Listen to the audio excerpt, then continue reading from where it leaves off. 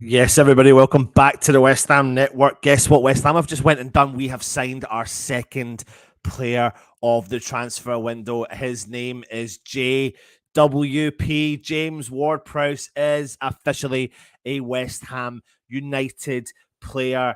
England international, as we all know, 28-year-old has joined West Ham from Southampton for an undisclosed fee on a contract until June 2027. He will wear the number 7 shirt, and he is renowned for his unbelievable set pieces from out in the field of open play, out on the corners, free kicks, you name it. One goal behind the record in the Premier League, which is David Beckham. Also, he is sitting as number 2 since 2013 from the players that have scored from free kicks as well. He's also known for his passing ability, shooting, and he's got the leadership qualities because he comes from Southampton as a previous captain of the club. He's got 343 Premier League appearances for Southampton, and he also is ready to rock and roll. Why? Because he's got a full pre-season under his belt already, and he's ready to play and could make his debut against Chelsea at the London Stadium at the weekend. He went on and he said to West Ham that he's buzzing to be here. It's great to be here. I'm looking forward to getting going. From the outside looking in, this is a club that have been on the rise for a number of years now, and coming off the success of winning the Europa Conference League last year, you can feel that there's momentum around this club. It's great to be a part of it, and I can't wait to play my role in the coming games to come. When I think about my game, it's based on hard work, graft, and giving 100%. West Ham has always been a club that optimizes that. You can feel that from the fans, and you can see it in the players who are here, and from the lads that have come through the academy too. I feel as though I will fit straight in, and I can promise I'll give my all for the football club in my time here. David Moyes said that he's delighted to bring in the player of James's quality and experience at West Ham. He's performed at a very high level in the Premier League over the last decade, constantly producing good numbers season after season. His leadership qualities are obviously another huge plus for us. He'll be a big voice for us, someone who drives the team from the middle of the pitch, and we're excited to get him up and running for what have been a busy season on both the domestic front as well. Now, James Ward-Prowse, keep your comments coming in and let me know your thoughts of West Ham signing him. But for me personally, I get it. I really do. He's got a lot of reputable attributes. Absolutely. I mean, listen, last year alone in a struggling Southampton side, these stats read really, really well for a player that was playing from, you know, in a team that was struggling, that did get relegated from the Premier League. So in the 22-23 season, he scored 8 goals for Southampton for playing in that kind of deep-lying midfield role. He created 74 chances for the team. That is 4th in the whole of the Premier League. I've already done a video this morning with an all you need to know on James Ward-Prowse, but 4th in the Premier League for creating chances. 53 interceptions, 3rd in the Premier League rankings for the whole season before.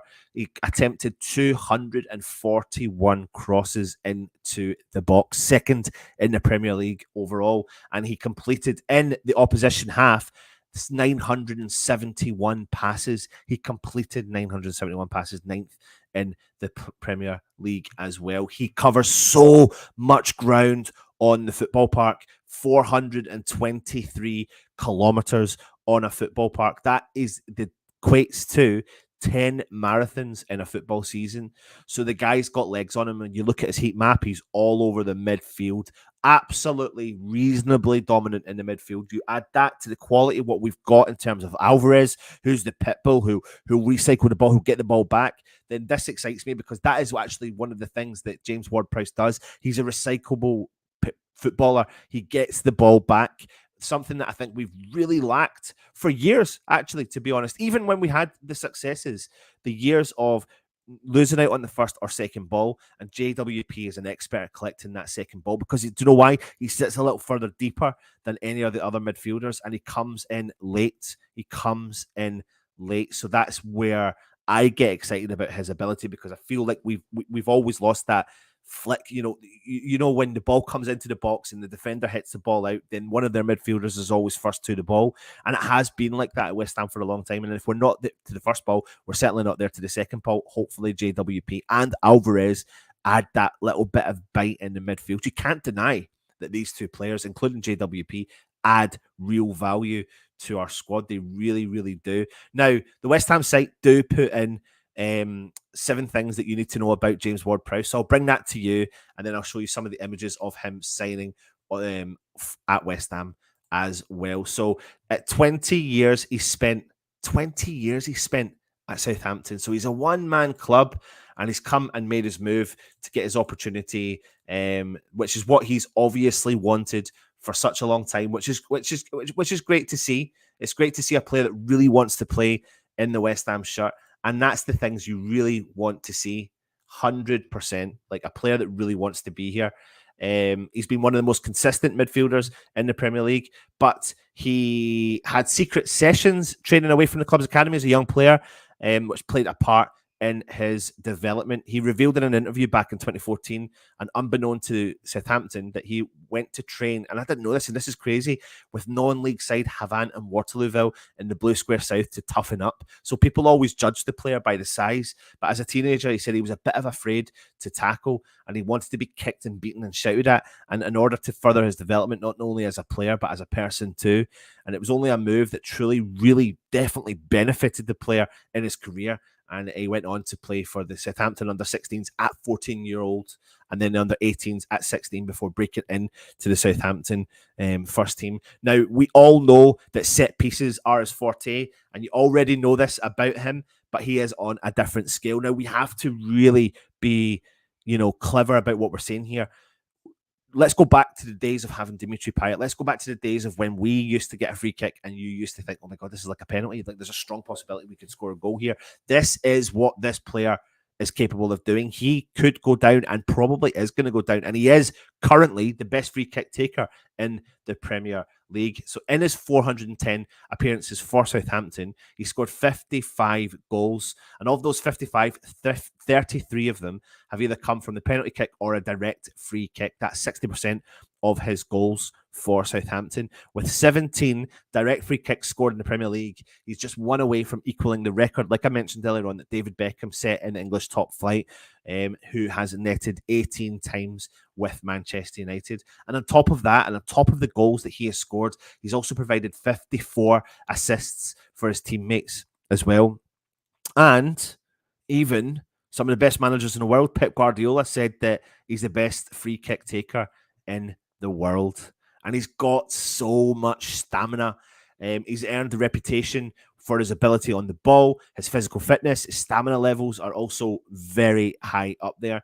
At the end of the 2021 season, with a 90-minute game against West Ham at the London Stadium, he became the first Premier League player in history to play every single minute of 2 consecutive Premier League seasons. So consistency is exactly what we are looking for. And from the start of the 2019-20 campaign through to the end of the 2021 season, he played every moment of top flight football. In fact, he played the full 90 minutes in every Southampton Premier League game between 2018-2019, concluding at home to Huddersfield Town and a loss away to Chelsea on the 2nd of October 2021, where he received a red card, which then, of course, meant he was suspended and couldn't play on. And in terms of consecutive Premier League matches, he featured in 102 on the bounce, a run that began at Manchester City in December of 2018. The 2 matches suspended in 21 remain the only ones that he has missed since. Now, he's a record holder. He is a record holder, having made his debut in the Premier League on the 19th of August 2012. He played 343 times in the competition over the next 11 years, and he holds the record for Southampton as the most appearances made in the Premier League. The closest player to him is another player that played for Southampton called Jason Dodd, who featured for Southampton 329 times as well. Just to give you a little bit of a comparison, Matt Letizia, who we should all know for his ability on the ball as well, played for Southampton 270 times in his Premier League spell at the club. Now, he has a famous celebration. The celebration is the golf swing. Why? So since discovering his goal scoring form, he celebrated with a swing of an imaginary golf club, and it's become part of his routine. And he explained in 2020 where that came from. He said it's almost like a double reason, really. He said, my little boy is crazy into golf. So I said to him in the morning before that I would do that. And also I was supposed to play golf with Ingsy, formerly of Southampton, Danny Ings, and who's now going to be his teammate. He actually ended up not playing with me because he had other plans. So the celebration really was for him in the end. So there you go. And he's kept it. And in theory, it kind of feels like a hole in one, doesn't it? Like that's the way you kind of define it as well. So what are the West Ham connections? Well, we've already mentioned it. Danny Ings, he joined West Ham back in last January. And, you know, he's not the only player that he's got connections with. He's got connections with Jared Bowen. Why? Because he's played for England in the England squad as well. So, yeah, that is another good thing, someone to come in and settle in with the club as well. He's also got international success at the same time. And as we're preparing for our third season in Europe, this will be a huge deal as well. But he has played in the Europa League with Southampton in 2015-2016 campaign and played all the groups, all six group stage matches a season later. And in that run, he did help his team to a famous 2-1 win over Inter Milan at the St. Mary's Stadium, while also featuring in the home win against Sparta Prague. Internationally, he has featured 11 times for England and scored twice, with both goals coming from 5-0 wins in the FIFA World Cup qualifying against San Marino and Andorra, respectively. So the player will be looking to try and bounce back and get an opportunity, if he can, to try and get into the England World Euro setup as well. So there's just a few pictures of Mr. James Ward-Prowse, especially at the London Stadium. Let me jump into the comments, see what everyone else is saying. David of Lazarus is buzzing with the eyes and the hearts. Tasman is saying good morning. Chris is saying JWP. Yes, he is in the house. Tasman, morning. Anton, good to see you, my friend. David of Lazarus says, any news in Paqueta or Messi signing? I think we'll see a little bit more movement. Plenty more movement of incomings and potentially outgoings this week. So stay tuned on the channel. We'll keep you up to date as we possibly can. Well, this number was obviously moved on and no one took it. So, I mean, listen, I don't think there's any real reason why he's taking the number, but let me just have a look and see if there actually is. But I don't think there is. No, he's just that's a main number, isn't it? Morning, Anton. Hope you're well, Kevin. Yep, it's actually refreshing to hear a player that wants to be here from Tom Budden. Absolutely, mate. Go get a goal scorer now. Listen, I have no doubts whatsoever that West Ham will be in the transfer market really busy over the coming week. So it'll be interesting to see what other business we do. It's also going to be interesting to see, because he's got a preseason under his belt, where does he fit straight into the team? Does he move? Does he knock someone off the pedestal? Where does he go? Something that I really like about James Ward-Prowse, I think I mentioned it to you, is he does sit as a deeper lying player, but he does like to play off his right foot. He can take set pieces from anywhere, but he always latches on to the ball like last in terms of recycling the ball. So that's something, again, I think that will really make a big difference for West Ham, because we've really lacked that over the last couple of years. Great signing. People may moan that there's still no sell-on money, but what would we need if we makes a difference between winning things and not? And just as long as he works out for us, I think it's great. I don't get that kind of argument about not signing players because they don't have a sell-on value. You know, in theory, you don't want West Ham to be a selling club. I understand the reasoning behind trying to look at young players and youth, and you need that, absolutely, 1,000,000%. But you have to balance that with real talent and real, knowledge of the Premier League, and he absolutely brings that. So I don't buy that argument. I don't think there is an argument with that side of things, to be honest. Mark, good to see you, mate. Hope you're well. Hopefully I'll get to catch up with you this season. I'm down for the Man City game, so hopefully I'll get a catch up. He is a very good player here. Business has been slow, but we're doing very good business now.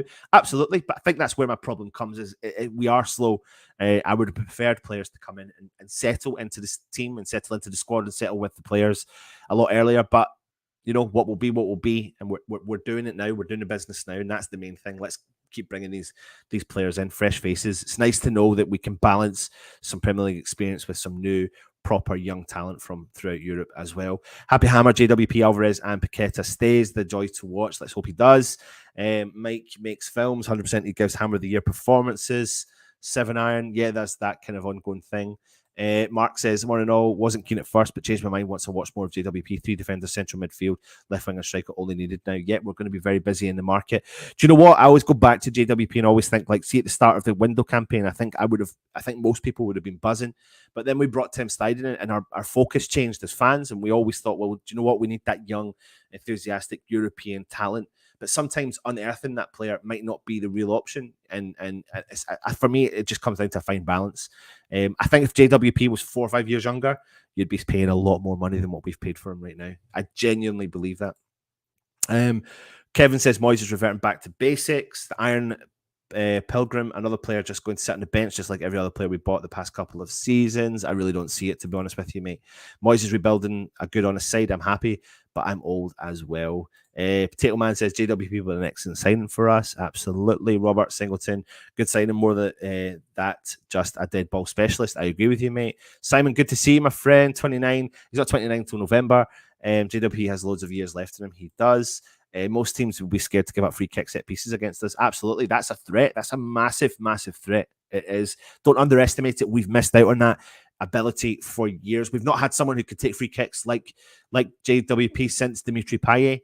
So you're going back to the 2016 season. That's a long time. But also, we've not had anyone that sometimes can ever really beat the first man from a set piece, especially from a corner. It's ridiculous. We could never choose someone at that time to who could come and do it. Welcome to JWP. Can't wait to see what you're going to bring to this beautiful club. Jonathan David, please. A lot of people calling for him. Wacky Mackie, good morning, West Ham. Do you know what? One player I do want, and I'll do a video on him, is Solanke. I'll tell you why later on. Mr. Set Piece, very excited from Sal. 1 in, but could we lose Creswell, Antonio and Paqueta this week? So we'll be back to where we started, needing still 6 players with 3 weeks of the window left. Absolutely. I think we'll definitely see some outgoing. So don't don't be surprised if you see some more outgoings at the club. Antonio one. I'm torn whether or not he is actually going to go. I don't really know. I think Creswell will go. I don't know about Antonio, to be honest. I think there's something in Moyes that wants to potentially try if he can, if Antonio is let's resort back to what Moyes knows, and the comment earlier on, Moyes resorts back to what he knows, then Antonio is that striker. And if you have a player who fights for the ball in the midfield in terms of Alvarez, and a player that puts the ball into the box and gives him more chances, there could be an option. He may go again. I know not a lot of you fans like that, but he may go again. Let's wait and see. Very happy with Ward-Prowse, who will be replacing thoughts in the starting 11. Well, I'll tell you what, when everyone's back, we'll do a show and talk about it, because what is going to be West Ham's best starting 11? Because really, I thought the engine of the midfield against Bournemouth was really good. I really did. I thought they actually performed really, really well against Bournemouth. So, yeah, interesting. JWP is a great signing. Will provide us with different ways of scoring goals. Just need another striker now. Yep. Could you imagine him putting the balls onto Solanke? Naughty. I can't lie. I feel like the priority now is a goal scoring forwards. Listen, I think every club around the world is looking for a goal scoring centre forward. That's why it's probably the most sought after position to buy a player. We need to be a balance of experience and youthful energy. Otherwise, we're done for. Steidten needs to be given time. I agree with you. Mark Window, I was pleasantly surprised by us on Saturday. Suchek and Fornals were very good. I know that's been based to death through, but Moyes' late substitutions drives me potty. Cost us a game on Saturday. I agree with you 100%. I think I think when Corney came on in the 91st minute, I think that really highlighted the fact that he got forward very quickly, and I know there was a tackle made and he went down really easily, but he was getting in between the defenders. And I think you're right, mate. If we'd have brought someone on a bit earlier, that definitely can sometimes. That's the difference between West Ham winning, losing or drawing, and accepting a draw. But sometimes going for it and challenging that game can be the difference between West Ham walking away with 3 points. 100%. Would you take Palmer if Paqueta goes? Absolutely. I see Man City potentially are valuing him at around about £30 million, which I think is quite a lot, but he has got Premier League experience for his age, and he is a quality player down that wing. He really is a quality player who can cut inside as well. If everybody thinks that it should be all players have sell-on clause, then 28, 29-year-olds wouldn't have a chance. Their careers would be finished. You're right, mate. You're right. Antonio going down like he's got butterboot sets up JW free kicks. Are you a Chelsea? Are you at the Chelsea game? Unfortunately, I'm not. First game I'm going to is going to be the Man City game. Been going to the last 5 home games, even though being a supporter since 1993, born and bred. What's the best venue to go near Westfield pre-game? Well, it's interesting, Brad. It's really interesting. It's an interesting topic. So we were going to the Supporters Club, which was held at where the big funny orbit shaped place is, just there at the Last Drop pub. But the Supporters Club haven't got the venue anymore. That is a good venue because it's really close. However, I have recently been going to outside the stadium, to the fan area outside the stadium. I really enjoy it. I like to enjoy a bit of the music that gets played there. It's a little bit more expensive, obviously, but I like the idea of just going in a bit earlier and trying to enjoy the experience. And if I'm taking the kids to the game, then that definitely makes it more enjoyable for the kids as well. Souček was back to his best and was a tad faster when he was than he was last season because he's got the reins pulled off him a bit. Absolutely. How soon would Alvarez could he feature? I don't know. He's going to have borderline 2 weeks under his belt of training. So he's been away with Mexico. He's cut his holiday short to come back to the club. I definitely would love to see him. Of course, I'd love to see him feature against Chelsea, but I'm just not sure that he will. I think that could be too many big drastic changes in the middle of the park, especially coming off the back of a really reasonable result against Bournemouth. Is Ollie Watkins available? That could work for us. I doubt it. It may be too late now, but how Moyes has never been in for Antonio Clone, Adama Traore. Yeah, I know, but I think he blows hot and cold. We need a left-sided midfielder as much as a striker. Ben Ramos frustrating the life out of me. Yeah, his final third really is disappointing sometimes. He's got so much creativity, but I don't want to put him out in the wing. To be honest, I'd rather him through the middle. Could you imagine him through the middle?